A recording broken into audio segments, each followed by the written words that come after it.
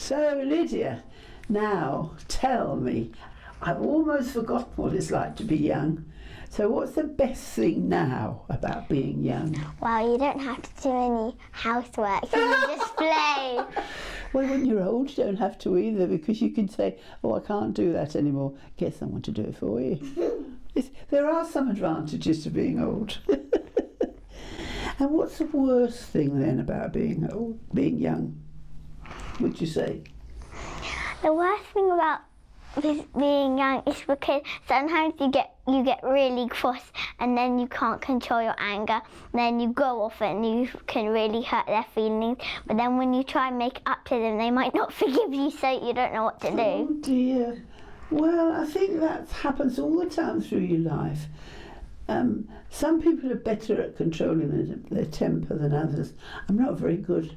I've got a bit better as I've got older, but when I had two little boys to look after, I'm afraid I did a bit of shouting, and I didn't, because I had two little boys. I didn't know anything about little boys. Didn't realise they were such horrors when they were little. What's the best thing about being old? Well, there's not a lot. One of the things that's nice about it is that people are very kind to you.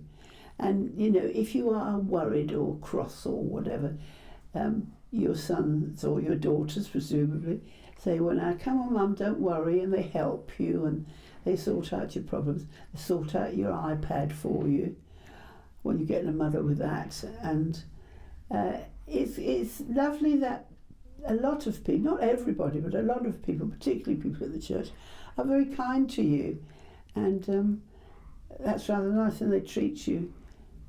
I don't like to think I'm old really, but now I am really old. I don't mind saying I'm an old lady anymore, because I'm now 92. I had a birthday last week, and that is old, isn't it? So there are nice things about it, but I still get cross. But there's nobody to shout at now because I'm living alone. I shout at the television sometimes when they're talking rubbish. What's the worst thing about being old? Well, it's not being able to get about quickly.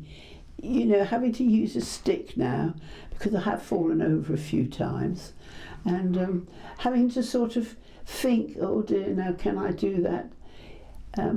If I try to go, I don't try to go out now because I'm not really very safe on my own. I have had a few falls, and I'm not allowed to drive anymore. So probably the worst thing is being stuck in the house.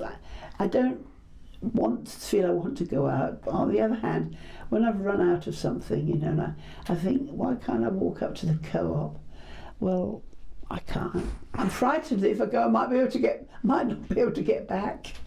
But I'm very, very blessed, and it depends so much on your family, I think, how you feel when you're old, and they're very patient with me. So that's not too bad. Do you have a best friend? Yeah. Oh, that's good.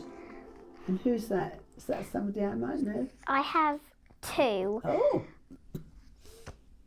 Two from school and two from church. Oh, lovely. Two of the names from school is Ira and Sienna, but sadly Sienna left the school. Oh. And she went to live in Oxford. Oh gosh. Long way away. And Ira's still in my school. Do you miss her? And then Edith and Evie are in the same group. Oh, right. But there's one trouble about having best friends.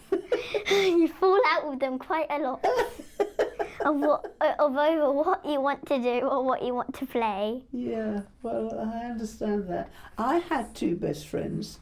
Well, really, one was particularly my best friend, but the other one wanted me to be her best friend.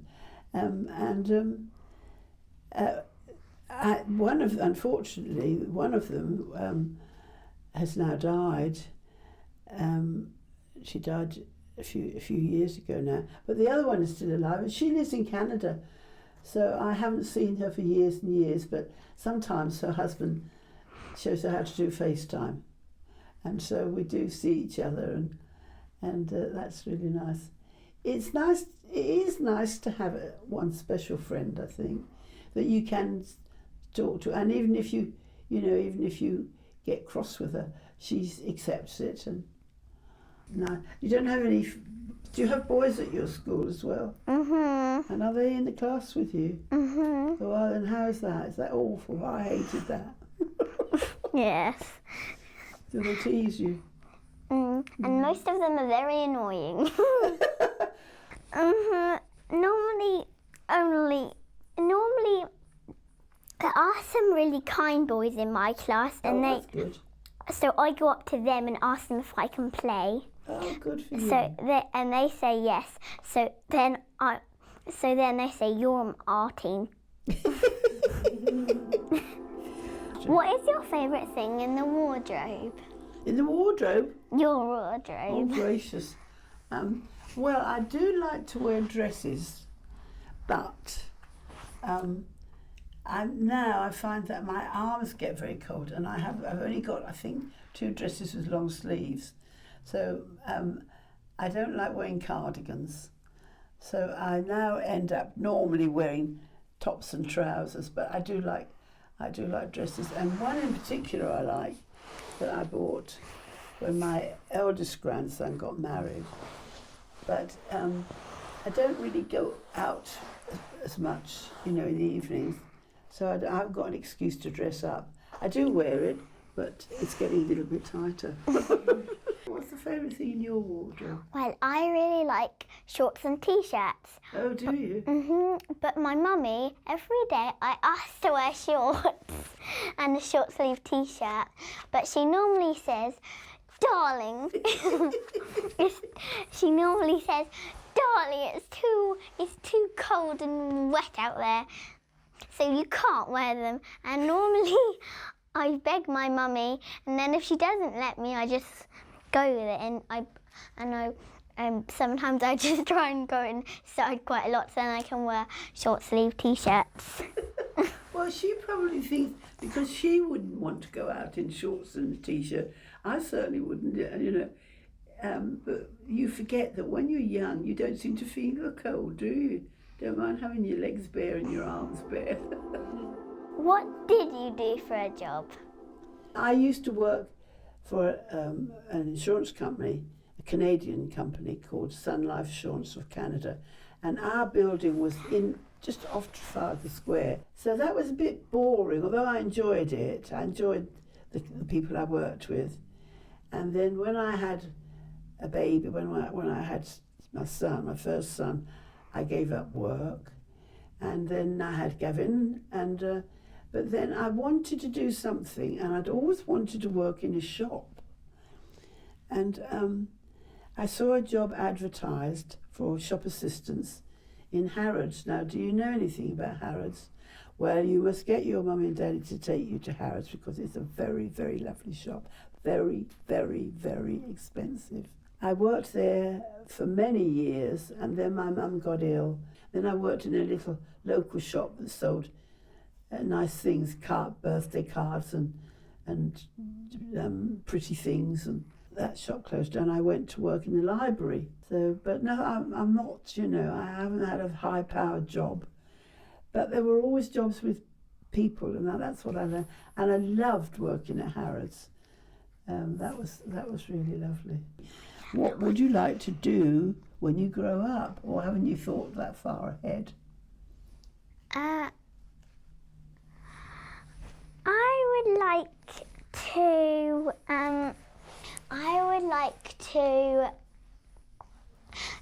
would like to maybe explore a little bit, and then if I can find a nice creature, I could take a picture of it, and then I could paint it or something. A creature? What sort of creature?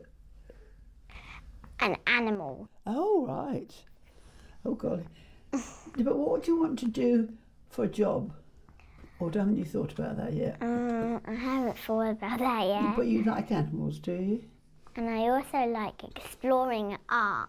Oh, right. Well, that sounds interesting. And writing. Oh, good. I write 2 pages. I would write 3 pages just for a story and make it as long as I can. But I'm not the best at spelling. Oh, so that doesn't matter. So I normally have to go up to the teacher and they say, how do you spell think? And I'm like, well, I don't know, because I'm finding it very hard to use my F's and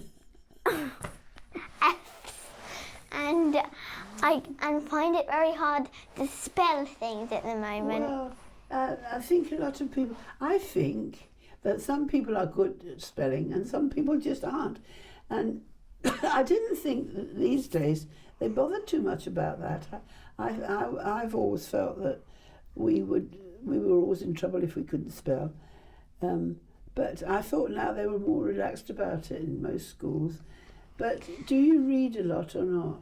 I like reading, but there is a book in particular that has made me cry, and it's one of my school books. I have 2 because one of white is too easy for me. So I have white and I have a book of lime, but the lime that I chose isn't that interesting. Oh dear. It's about human rights. Oh gosh. I'm only a kid. Oh, that sounds a bit much. What is your favourite book and why? Oh crumbs, I don't know. I don't read much now. I used to read such a lot when I was little. I'm all read out, I think. Because everybody expects that on a thing like this I should say the Bible, shouldn't I? But I don't even read that as much as I used to, I don't think. I've got very, very bad as I've got old. But then it's a good excuse to say I'm old, I can't. I'm too tired or whatever. Do you read? Do you have a favourite book? What is it? I have 2. Oh. I really like Harry Potter, and I really like. Oh, do you? And I really like.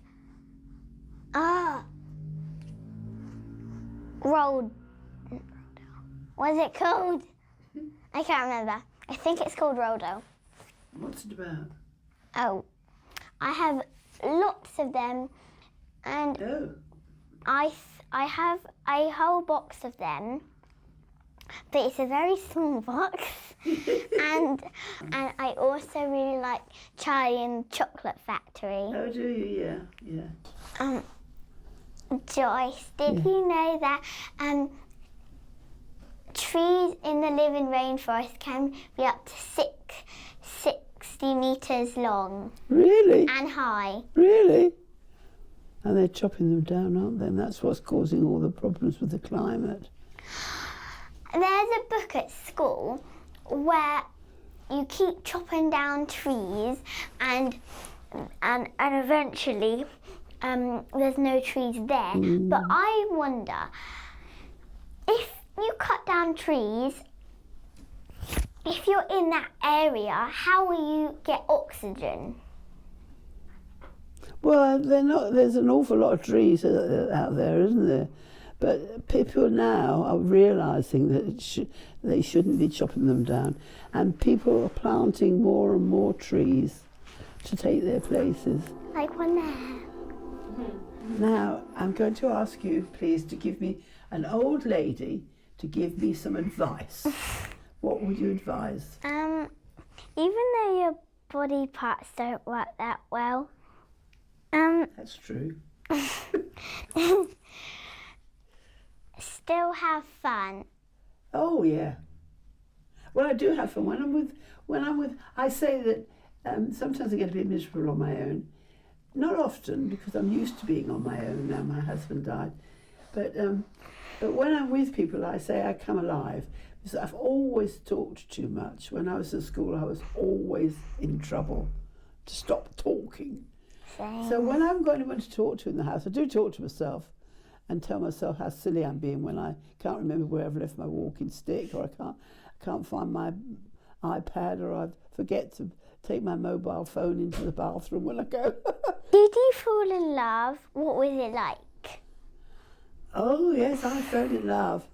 I'd never thought about it really before, but I used to, because my birth mother, how else can I refer to her?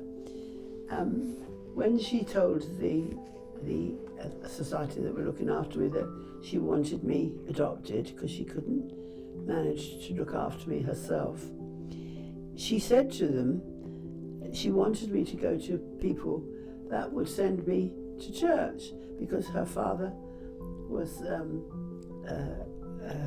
I forget what they call it now in the Anglican Church. Anyway, they were a family that went to church, and she wanted me to have that advantage.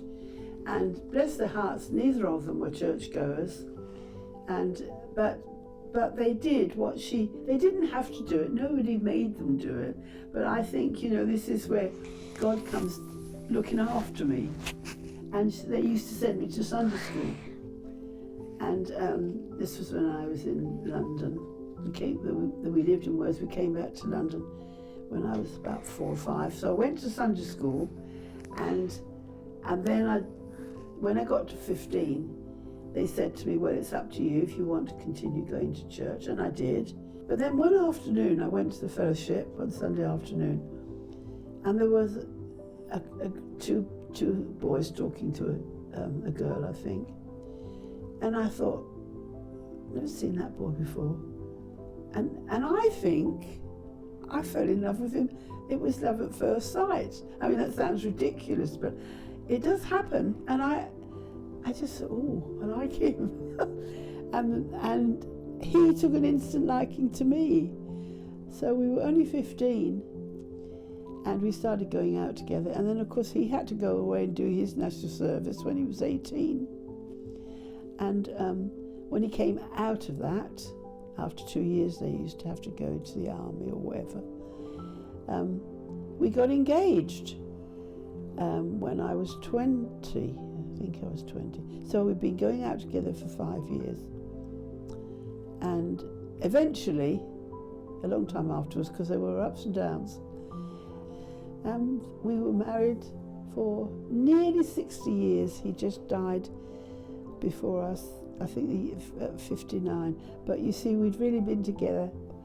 So when you fall in love like that, there was nobody else other boys had asked me to go out with them. I didn't want anybody. I knew who I wanted, and I always feel that this is God's work. He introduced me to Norman, and he knew that was right for us, and it was wonderful, and I miss him. I mean, he's been dead now 8 years, and I thought when he died I would just die.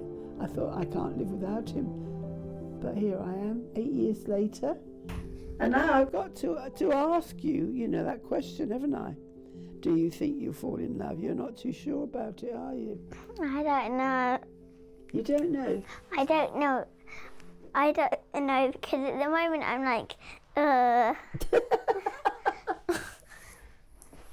Boys are crazy. Well, yes, they are a bit. And sometimes weird. So at the moment I'm like, But when I'm older, I might like a boy. Oh, I'm sure you will. For some reason, the boy that always makes me laugh, every time he's around a girl, he always tries and makes them laugh. Oh, right. It's very weird. Well, perhaps he's realised that's, quite an attraction. Somebody who makes you laugh is quite good to live with, I can tell you that. I would think I was crazy. At the moment, you don't need anybody else in your life. Is that it?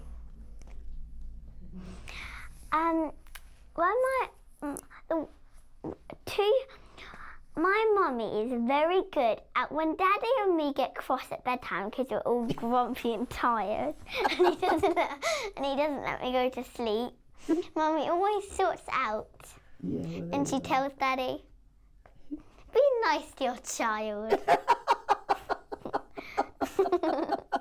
So there you are. So you can see how it works. You see how it works, and that's lovely.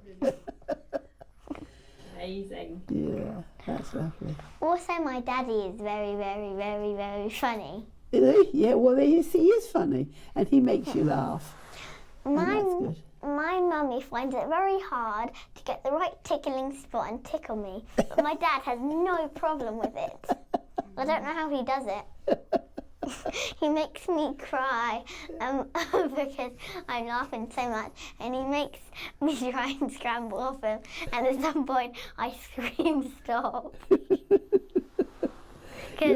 You're very blessed to have a daddy like that. That's lovely.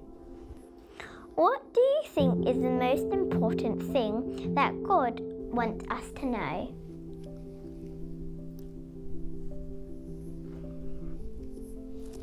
Well, I think the most important thing he wants us to know is that he loves us.